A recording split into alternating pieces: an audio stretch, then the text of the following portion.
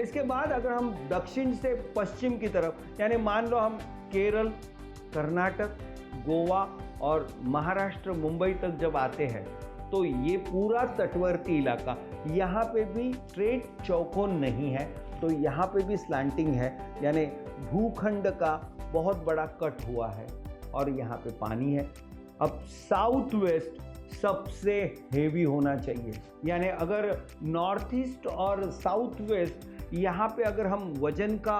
अनुमान, यानी इसका जो निष्कर्ष या इसके जो नियम को देखते हैं, तो अगर नॉर्थ ईस्ट में एक हिमालय है तो साउथ वेस्ट में 4 हिमालय होने चाहिए थे, लेकिन वहाँ पे हिमालय तो नहीं है, लेकिन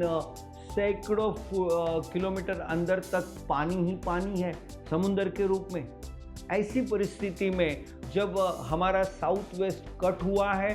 खड्डा है, पानी है, ऐसे देश की अवस्था आर्थिक दृष्टिकोण से बहुत ही खराब होती है। दोस्तों, इस देश को मुगलों ने लूटा। इस देश के बारे में एक ज़माने में कहा जाता था कि यहाँ पे दूध की नदियाँ बहती थी और सोने का धुआं निकलता था, लेकिन आज इस देश की जो अगर अर्थव्यवस्था कहोगे तो हम दुनिया में अभी इस वक्त 5वें नंबर पे हैं। लेकिन अगर 1947 से लेकर आज तक अगर इस देश का इतिहास को अगर हम देखेंगे तो इस देश की अर्थव्यवस्था हमेशा बहुत ही कठिन रही है। 3-3.5% से ऊपर हमारे इकोनॉमी का ग्रोथ रेट कभी आया ही नहीं था, जो कि पिछले 10-12 साल के अंदर ही हमने, और ख़ास करके मैं कहूँगा कि पिछले 5 साल के अंदर निश्चित रूप से हमारी अर्थव्यवस्था का प्रगति का रेट जो है वो 7% के पास पहुँचा हुआ है, जो दुनिया के अंदर बहुत ही अलग है।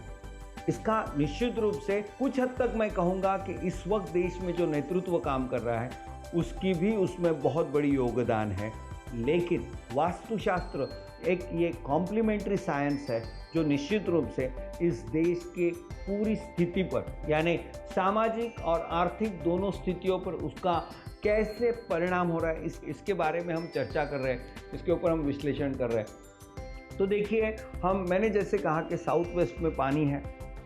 खड्डा है, कट है। इसी वजह से अगर आप देखोगे तो मुगलों ने और अंग्रेज़ों ने इस देश की पूरी संपत्ति को लूट के लेके गए। इस देश की तिजोरी को पूरा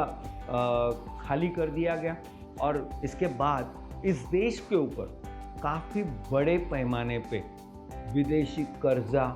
हमारे ऊपर बहुत है। ये सारा परिणाम हिंदुस्तान के इस वास्तुशास्त्र की वजह से रिफ्लेक्ट हो रहा है। लेकिन शुक्र है पिछले कुछ सालों से इस देश की अर्थव्यवस्था, इस देश का नेतृत्व निश्चित रूप से इस देश की प्रगति पथ पर लाने के लिए बहुत ही अच्छे प्रयास कर रहा है।